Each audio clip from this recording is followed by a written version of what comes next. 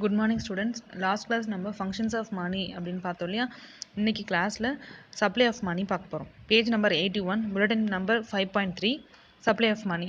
Money supply means the total amount of money in an economy. So ஒரு எக்கானமியில் ஃபுல்லாக மணி supply எப்படி இருக்குது அப்படின்றத ஃபுல்லாக பார்க்குறது என்னன்னாக்கா supply of money. It refers to the amount of money which is in circulation in an economy at any given time. Money supply plays a crucial role in the determination of price level and interest rates. Supply of money வச்சு தான் என்ன பண்ணுவாங்கன்னா price level and next interest rate எல்லாத்தையுமே determine பண்ண முடியும். So it's a important point. Money supply viewed at a given point of time, it is a stock and over a period of time it is in the flow. So அதில் meaning of money supply meaning கொடுத்துருக்காங்க. In India, currency notes are issued by the Reserve Bank of India that we know, and coins are issued by the Ministry of Finance, Government of India, GOI. So இப்போது notes வந்து யார் issue பண்ணுறாங்கன்னா RBI, ஆனால் coins யார் issue பண்ணுறாங்கன்னா Ministry of Finance issue பண்ணுவாங்க. Besides these, the balance is savings or current account deposits held by the public in commercial bank is also considered money. The currency notes are also called fiat money and legal tenders. Next, money supply is a stock variable. RBI publishes information for 4 alternative measures of money supply. So money supply variables வந்து 4 பிரிச்சிருப்பாங்க. First பாருங்க M1 currency, coins and demand deposits. So அதில் என்னென்னலாம் consist ஆகும் பார்த்தீங்கன்னா currency, coins and demand deposit. DD சொல்கிறேன் அது எல்லாமே என்னென்னாக்கா அதில் வரும். M2 அதில் M1 அதாவது M1ல பார்த்த எல்லாமே plus savings deposits with post office savings banks. So அதில் இருக்கிற போஸ்ட் ஆஃபீஸில் இருக்கிற சேவிங்ஸ் பேங்க் டெபாசிட்ஸ் எல்லாமே இதில் கால்குலேட் பண்ணுவாங்க. M3 அதில் M2 plus time deposit of all commercial and cooperative banks. So commercial பேங்க்லேயும் கோஆப்ரேட்டிவ் பேங்க்ஸ்லையும் இருக்கிற டைம் டெபாசிட்ஸ் எல்லாத்தையுமே M3ல கால்குலேட் பண்ணுவாங்க. M4 is equal to M3 plus total deposits with post office. Post ஆஃபீஸில் இருக்கிற டோட்டல் டெபாசிட், ஸோ எல்லாத்துல இருக்கிற total deposit ஃபுல்லாகவே கால்குலேட் பண்ணுவாங்க. M1 and M2 are known as the narrow money, அதாவது நேரோ கான்செப்டாக இருக்கும். அண்ட் M3 அண்ட் M4 are known as the broad money. Next currency simple ஒரு பாக்ஸில் கொடுத்துருக்காங்க பார்த்தீங்களா. ஸோ கரன்சி சிம்பிள் வந்து எப்படி வந்து ஃப்ரேம் பண்ணாங்க, யார் ஃப்ரேம் பண்ணாங்க அப்படின்னு டி உதயகுமார். ஸோ அவர் தான் என்னன்னாக்கா அதை வந்து ஃப்ரேம் பண்ணியிருக்காரு.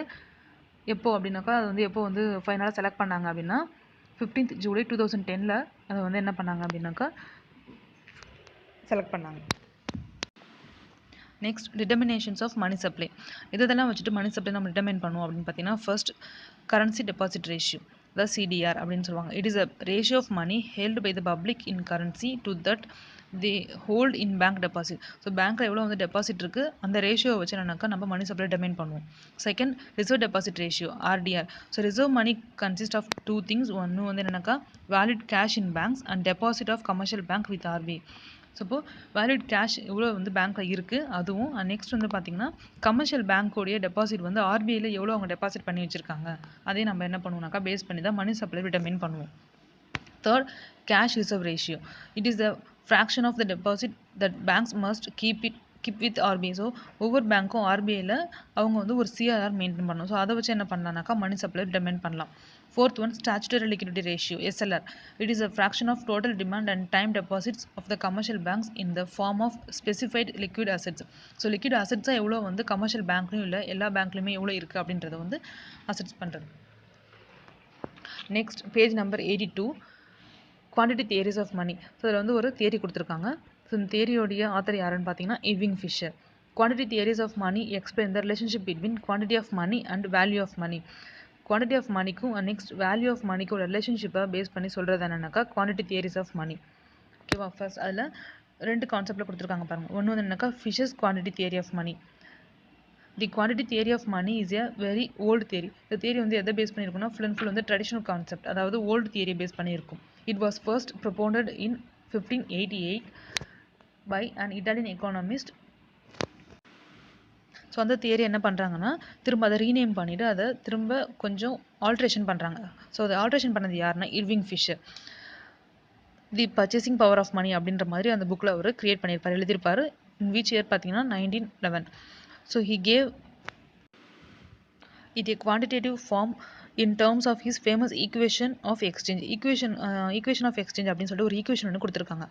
தி general form of equation given by Fisher. அவர் கொடுத்துருக்க ஈக்குவேஷன் என்னன்னா M is equal to PT. So அதில் where M is equal to money supply or quantity of money money supply எப்படி இருக்குது, அதே மாதிரி quantity of money என்ன அப்படின்றத மெஷர் பண்ணுறது. v is equal to velocity of money. velocity என்னன்னு தெரியுது இல்லையா, அதாவது என்னென்னா நம்மளுடைய இப்போ எக்ஸாம்பிளுக்கு பணத்துடைய சுழற்சி வேகம் எந்த மாதிரி இருக்குது அப்படின்றது வந்து வெலாசிட்டி எப்படி இருக்குது அப்படின்றத பார்க்குறது. p is equal to price level, t is equal to volume of transaction. So Fisher points out that in the country during any given period of time the total quantity of money will be equal to the total value of all goods and services bought and sold. அப்போ mv is equal to pt, அதாவது quantity of money is equivalent to goods value of all goods and services bought and sold. இது ரெண்டுமே என்னவா இருக்கும்னாக்கா ஈக்குவலாக இருக்கும் அப்படின்றத அவருடைய concept. Supply of money is equal to demand for money அப்படின்றது ஈக்குவலாக இருக்கும் அப்படின்றது. ஓகேவா. So this equation is referred to as cash transaction equation. அதில் பார்த்தீங்கன்னா ஃபர்ஸ்ட் கொடுத்துருக்காங்க பாருங்க, it is expressed as p is equal to mv divided by t.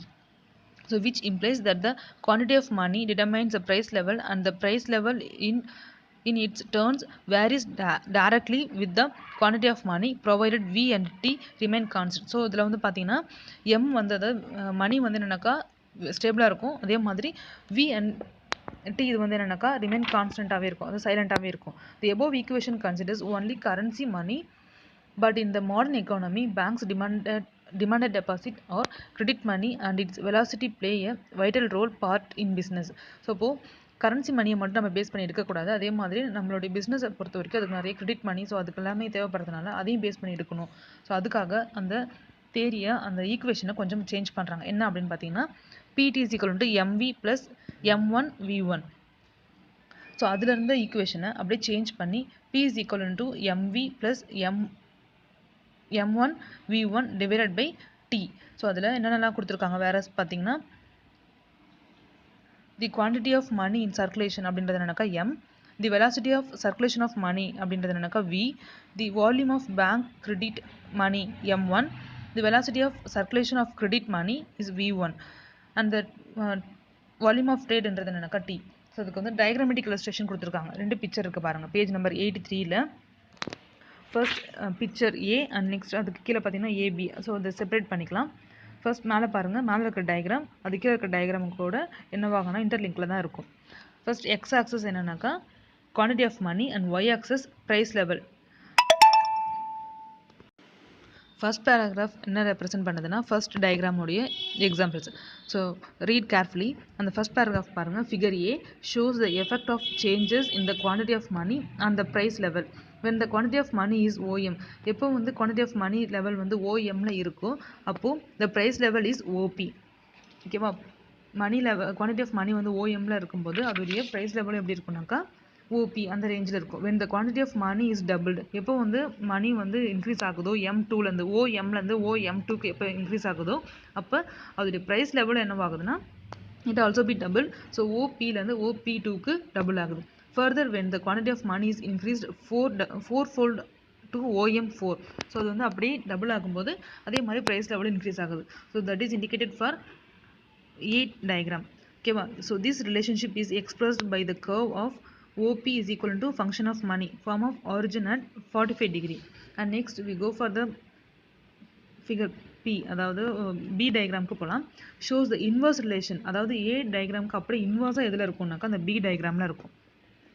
So இதில் பாருங்கள் value of money where the value of money is taken on the vertical axis and when the quantity of money is OM, அதாவது quantity of money வந்து OM லெவலில் இருக்கும்போது the value of money is OI, அதாவது ஐன்றது வந்து it's nothing but the interest level. ஓகேவா. அப்படி இல்லைனாக்கா ப்ரைஸ்ன்னு கூட சொல்லலாம். அப்போது OM லெவலில் குவான்டிட்டி ஆஃப் மணி இருக்கும்போது அந்த இடத்துல வேல்யூ ஆஃப் மணி வந்து பார்த்தீங்கன்னாக்கா OP ரேஞ்சில் இருக்கும். But with the doubling of the quantity of money OMலேருந்து OM2க்கு சேஞ்ச் ஆகும்போது the value of money becomes 1/2 of what it was before. So இதுக்கு முன்னாடி எவ்வளோ இருந்துச்சோ அதை விட என்னவாகுதுன்னா கொஞ்சம் கம்மியாகுது. ஸோ கம்மியாகிட்டு OP2 ரேஞ்சுக்கு அப்படியே டிக்ரீஸ் ஆகுது. ஸோ ஃபைனலி என்ன சொல்ல வராங்கன்னா A டயக்ராமும் அண்ட் B டயக்ராமும் என்னன்னாக்கா சேமாக இருக்காது. ஸோ A டயக்ராம் வந்து என்னன்னாக்கா இட்ஸ் அ நார்மலாக மூவ் ஆகிற ஒன்று, ஆனால் B டயக்ராம் அப்படியே ஏக்கு அப்படியே ரிவர்ஸில் இருக்கிற ஒன்று. ஓகேவா. நெக்ஸ்ட் B ஒரு டெஃபினேஷன் கொடுத்துருக்காங்க. கேம்பிரிட்ஜ் அப்ரோச், அதாவது cash balance approach. Marshall equation.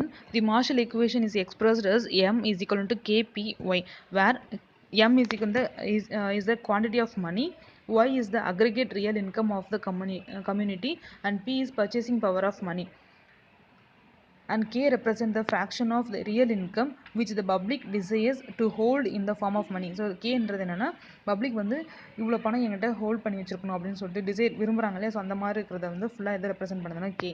thus the price level P is equal to M divided by KY, or the value of money. அது அப்படியே என்ன கொடுத்துருக்காங்க ப்ராக்கெட்டில் ரெசிப்ரோக்கல் இதில் கொடுத்துருக்காங்க பாருங்கள். the reciprocal of price level is 1 divided by P is equal to KY divided by M. The value of money in terms of this equation can be found out by dividing the total quantity of goods which the public desire to hold out of the total income by the total supply of money. So அதில் எவ்வளோ part வந்து peoples வந்து hold பண்ணி வைக்கணும்னு நினைக்கிறாங்க அது. So அதை வந்து பேஸ் பண்ணி தான் நம்ம என்ன பண்ணோம் மணி சப்ளைவை ரிலீஸ் பண்ணுவோம். நெக்ஸ்ட் பாருங்க, according to Marshall equation the value of money is influenced not only by changes in M but also the changes in K. So இப்போ according to Marshall equation படி என்ன சொல்லியிருக்காங்கன்னா பணத்துடைய ரேஞ்ச் வந்து நம்ம சேஞ்ச் பண்ணுற அந்த பணம் மட்டுமே சொல்ல முடியாது. அதே மாதிரி கேல வர சேஞ்சஸை பேஸ் பண்ணி நம்ம என்ன பண்ணணும்னாக்கா பணத்தோடைய நம்ம எல்லாத்தையும் சேஞ்ச் பண்ணுறதுக்கு ஆரம்பிப்போம். Next page number 84 Keynes equation கொடுத்துருக்காங்க பாருங்கள். Keynes equation is expressed as n is equal to pk or p is equal to n divided by k, where n is the total supply of money, p is the general price level of consumption goods, k is the total quantity of consumption units the people decide to keep in the form of cash. இது same தான். அந்த ஈக்குவேஷனில் சொல்லியிருந்த marshal ஈக்குவேஷனில் சொல்லியிருக்க அந்த கேவும் Keynes ஈக்குவேஷனில் சொல்லியிருக்க கேவும் same point.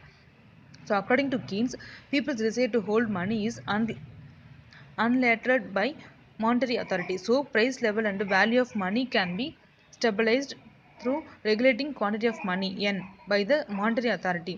So later Keynes extended his equation. So அதுக்கப்புறமா அந்த ஈக்குவேஷன் அவர் என்ன பண்ணுறாருன்னா எக்ஸ்டெண்ட் பண்ணியிருக்காரு. n is equal to p k plus rk or p is equal to n divided by k plus rk. So என்னன்னா n is equal to total money supply, P is equal to price level of consumer goods, K is equal to people's desire to hold money in hand. So அவங்க கையில் எவ்வளோ பணமாக வச்சுருக்கணும்னு ஆசைப்பட்றாங்க அப்படின்றது. R is equal to reserve cash ratio, and K is equal to community's total money deposit in banks in terms of consumers goods. So consumer goods வந்து எவ்வளோ வந்து கேஷாக வந்து அவங்க வந்து பேங்க்கில் டெபாசிட் பண்ணியிருக்காங்க அப்படின்றது. So in this extended equation also கின்ஸ் assumes that K and K are constant. In this situation price level is changed directly and proportionately changing in money volume. அதாவது மணி வால்யூம்க்கு ஏற்ற மாதிரி ஸோ வந்து கான்ஸ்டண்ட்டாக இருக்கிறது கொஞ்சம் கொஞ்சமாக அதோடைய டேரக்ஷனை கொஞ்சம் கொஞ்சமாக சேஞ்ச் பண்ணோம் அப்படின்றது அதோடைய கான்செப்ட். ஸோ இன்றைக்கி நம்ம கிளாஸில் சப்ளை ஆஃப் மணின்னு என்னென்னு பார்த்தோம், and quantity theories of money அந்த அதில் இருக்க தியரிஸ் ஒரு 3 தியரிஸ் பார்த்துருக்கோம். தேங்க்யூ.